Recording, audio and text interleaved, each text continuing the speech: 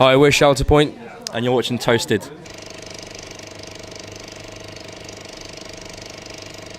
Guys, welcome to Amsterdam. Thank you. Thanks for having us. First time here. We've never been here before. That was my next question. You've probably been here plenty of times, but you weren't. No, first time here. We're only here for the day as well. We're flying back to England tomorrow. Yeah. I'm actually surprised. Not that you strike me as typical, let's say, people from a stag party who want to go to Amsterdam, but your line of music, you should have been here before, I guess, right? Yeah, I feel like it's been a long time coming, but we're definitely we're here. It's great to be here. You guys are from Nottingham. You were born in Coventry, right? Both of you? Yeah, that's right. We moved to Nottingham to go to university together and study music, and then we dropped out of uni because we were too busy doing music, basically. So why did you go to university at all? We wanted to, I guess, learn how to make better music, how to further our careers as musicians. I wanted to just move out of my mum's house. Yeah, to go. That's a really good argument. Then halfway through our second year of university, we got our first record deal, so we were just like, whatever. You guys have been making music for quite a while, right? I mean, the first EP's out in 2012? 2012, yeah, with Hot Flush. So, yeah, since we've been making music 6 years, yeah. 6 years now together, yeah. So that means you must have hours and hours and hours of music already, is that true? Yeah, there's quite a lot of music there that's ready to be released and just sort of sitting there ready to be tweaked and finalised and go. So speaking on behalf of the fans, why isn't it out yet? All these hours of music. Good question. I think we don't know. We're just waiting to get it all together and we're basically planning on sort of releasing our debut album and we want it to be perfect before, and we're both perfectionists. Yeah. So it might just never ever come out, but we want it to. It's never finished. No, we don't know what the track list is going to be. We don't know what it's going to sound like at all. We don't know anything about it yet. But we've got loads of music ready, but we're just waiting. We're waiting. A lot of DJs and producers now they choose to release singles instead of albums because they say, well, maybe if I have 10 singles a year, I have a peak moment every month at least. Then me as a music fan, I'd rather have an album, especially I think in your genre of music. So is it going to be singles for you, more singles, or is it going to be an album finally? We're going to do a few more singles, so bear with us. Why?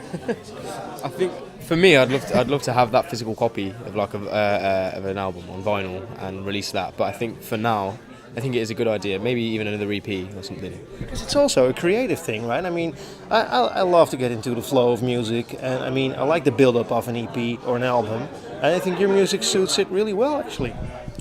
Yeah, I think our music, from a song's perspective, it can take you on a journey from start to finish, and I think that's what we want to achieve. Also with an album is from the get-go until the end. You want to be able to take on a journey. We want to be able to tell a story, but at the moment we're just trying to find the best story to tell before we tell it to anyone else. Zane Lowe is a fan. He's yelling about that band apparently. Did you hear him yelling at all? Or? Yeah. We tweeted him and he got back to us and he was really nice. He was really excited about us, and then he left Radio 1 and then and then you got signed. We haven't heard anything since. Nobody did, I think. Yeah, I think he went to Beats Worldwide. Yeah. He he played one of our tracks over there, but I think that's about it. I don't know what's happening. Yeah, it was really humbling to get that kind of support from someone that big and just a huge tastemaker, huge DJ. Yeah, I used to watch him on MTV2. Yeah. We grew up with Zane Lowe on Gonzo and stuff, and it was very kind of surreal to get him as a fan, basically. Not even just someone playing the music on a radio show. He genuinely quite liked the music, and he was asking us about what we're doing. Yeah, and we said that we're just going to work on an album, and that was 4 years ago. Yeah. So finally, you guys this is another question. You guys got signed by Armada. Not exclusively, but you did get signed by Armada. Of course, they are a renowned label of Armin, amongst others. They are more or less known as this trance label. I don't know. I think a lot of independent labels at the minute, they're trying to branch out and bring in more of a diverse sort of catalogue of musicians. Yeah, it happened the same when we first got signed to Hot Flush. They're primarily like a dubstep label, and the songs we were making at the time were quite indie focused electronic music. We did not a lot of the songs on Hot Flush had even vocals on them, so we were quite a standout band for them as well. So I think it's just a trend that we're kind of following, is like making labels change their perspective on things a lot of the time. I think that's a good thing. I asked this because there are quite some reactions on their social media. Like, normally this is not my kind of music, but I like this stuff. So I think it's really working for everyone. We like to change ideas, we like to change opinions, and hopefully we can change a few more minds. in the process of it, really. Fossile's a video I found online. Beautiful video. Who did it actually? Oh crap!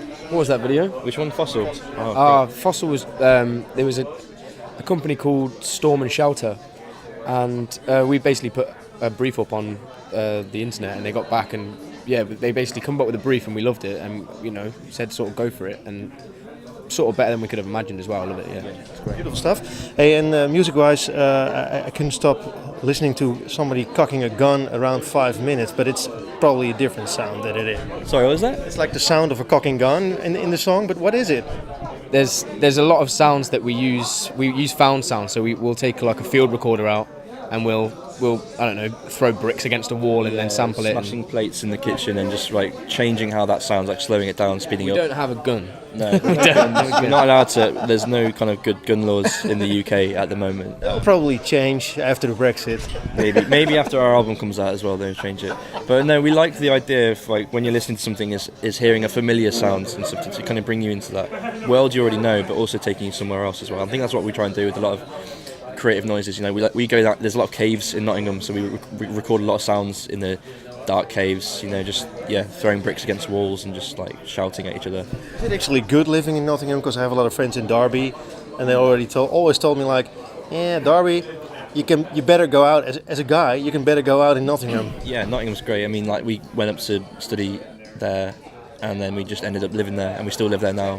It's just great, and because we come from Coventry in the UK, which is not a great place to live. Really. Well, Hitler bombed the shit out of it, so probably there's nothing left. Yeah, there's like kind of the only thing that's got going for it is a bombed cathedral. Got going for it. It's not positive, is it? It's not positive. No, it's we love Coventry. It is our home still, but for us growing up, there wasn't a lot to do. There wasn't a lot of nightlife. There's like 1 or 2 nightclubs you can go to. There wasn't much of a music scene.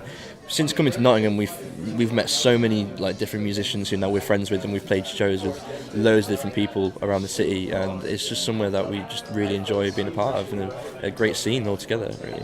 Talking about music, I couldn't help overhearing you guys saying you like Radiohead, which is probably, I think, an obvious choice. A lot of people love Radiohead. Personally, I had to ask you guys, do you know this Icelandic band called Gangly? No, not heard of them. No. I haven't heard. Because that's the first thing that came into my mind listening to your music. I was like, wow, these guys must listen definitely to Gangly. So I'll pass that on to you. We get that a lot of people when they listen to our music. They say, oh, this reminds me of this band, and it's someone we've never heard of before. And then we're like, oh, okay, that does actually sound like us. We're not actively trying to sound like anyone else. We're trying to do our own thing, but it's good that people are still coming up to us and with similarities in these things. I think it's striking music. I mean, you guys have an own sound definitely, but I mean that's why you can't pinpoint it. You try to find like a reference for people to go, well, they're a bit like this maybe. Yeah, it's a question we get a lot of the time. Is like, oh, who do you sound like, or what kind of music do you make? And we're just like, don't know. We're just making music. We're trying to make music and not make genres. In a way, I think. Hey, Glass into Gold already 675,678 plays now on Spotify. I didn't know that. Something 9 probably. We didn't know that. Something that we never really dreamed of having that kind of. Yeah, it's been a really nice reception with the tracks, and I mean, I remember when I was younger putting songs on YouTube and stuff and getting 100 plays and thinking, oh, this is great, 100 people have watched this video. I'm famous now. Yeah, 100 people have seen it. Yeah. Really, in reality, it was probably either me refreshing the page or my your mom. Yeah. But I mean, 600,000 plus plays going to 700,000. That's not your mom. That's serious business. It could be my mum as well. It's both our mums. They're probably our biggest fans today, and they like everything we put on Facebook. They're always the first to like everything that we put on social media. Always the first to repost things and share things. It's just our mums. It's a shame they're not here actually, because this is a really exclusive club. I mean, this is like the members club of the Tower in Amsterdam. We weren't even allowed to film here. I don't think I would have let her in. The drinks are for free, I mean. Oh, yeah, exactly. No. Hey, what holds in the near future for you guys? We're just going to continue writing as much music as possible and see where it takes us, basically. Yeah, I'd say so too. And try not to have too much fun doing it, really. No, we want to have live shows. Come on, will you guys be back to mainland? Is this a UK thing? Or? Really, no, to be honest, I don't know about you, but I really want to be stepping out of the UK and doing a lot more stuff like this. And, and I think it's just I just feel like it's a better, more diverse audience to give our music to. and the UK, we've played it like quite a lot, and I feel like just stepping outside the box now a little bit more. Definitely. Yeah, I mean this is only our second time out of the country to do a show. The first time was in Prague, and we loved it there, and everyone was so nice. And we had fans coming up to. We went shopping in Prague, and we had fans coming up to us in the shop and saying like, "Oh, you guys are Sharp Point." We're like, "How do you know us?" Like, oh, and like they'd come from Tel Aviv for the show, and that was just like mind blowing for us. Like to know we even had reached that far to people. So we really would like to step out of the UK. I actually love that about electronic music, that it travels so far, that you get signed by a label from Holland, and you get to meet people from Tel Aviv who go to Prague to meet you. I mean, I think that's a one-of-a-kind thing. It's definitely a thing. I think it's the age of the internet as well. Our kind of music genre is definitely blending more into the kind of the instant streaming, and that's where all these plays are coming from, is people finding it through the internet. You know, it's a great tool for discovering music, and I only hope it'll bring us some more audience. Actually trace how people find your music. Like, I mean, the guy, the A&R guy or girl from Armada who signed you must have heard the song somewhere, right? Yeah, well, I think there are tools that you can use, like, you know, to find out exactly where, like, target where these plays are, you know, coming from. And to be honest, I don't think the UK is actually that far up the list. I think it is like a lot more European countries that are really connecting with our music, which is why I think we should definitely be stepping out and doing more live shows out here. And yeah, I think it'd be great, really. Yeah, looking forward to see you guys. Any festivals planned yet? Because I mean, I know it's all pretty new, even though you guys are already making music for years. Any festivals coming up? Because this is bound to be great festival music. We haven't got anything planned up for this year yet. Festival season's kind of coming to an end now because we've been too busy writing in the studio, not really focused on. Amsterdam Dance Event, maybe? Sorry? Amsterdam Dance Event? No, we're not doing that one. Yeah, I think I know, right? Yeah, you know, we'd love to, but the time's not right. So maybe next year we're definitely going to do a big string of. Aren't you guys a bit too relaxed about this? I mean, you got gold in your hand. You should like play the world. You should be active and all over the place. We're just enjoying it while it comes. You know, we'd love to do that. We'd love to get out there as much as we can every day. But it comes. Yeah, you know, we're not. What was it you said earlier? So we're both pessimists, because when you're a pessimist, you're either pleasantly surprised or you're right. Basically, You must be rightly pleasantly surprised all the time right now. Yeah. We're pleasantly surprised to be here and to be doing what we're doing. And if we thought nothing was going to happen, we'd be right as well. So that's how we work. Last question: who did the artwork? I know there's probably a couple of people, but beautiful stuff. It's one of our manager's friends, Jack, who did the artwork. I think it's like amazing. There has been a couple of people that, I mean, we've done our own artwork in the past as well, and there's been a few designers we've worked with, but to be honest, we always make sure that we pick the best that we can pick, and I think the art with the music, it says a lot. We want to always keep that. Do you know what I mean? Because we always try and have quite a visual aspect to our music, even when there's no visuals to look at. We always try and, when we're making something, we always have a clear image of how it looks as it sounds as well. So when we send the music to designers, we always try and get them to interpret it how they like, and they always come back with something beautiful as well, which we really enjoy looking at. I could really see myself holding a nice copy of vinyl with that artwork. Is there vinyl yet already? We've got some vinyl, yeah. We did our first EP on vinyl, and then we did our second EP on vinyl, which was some really good artwork by a guy called Adam Griffiths. So yeah, we're looking to get some more physical copies out there because it looks good.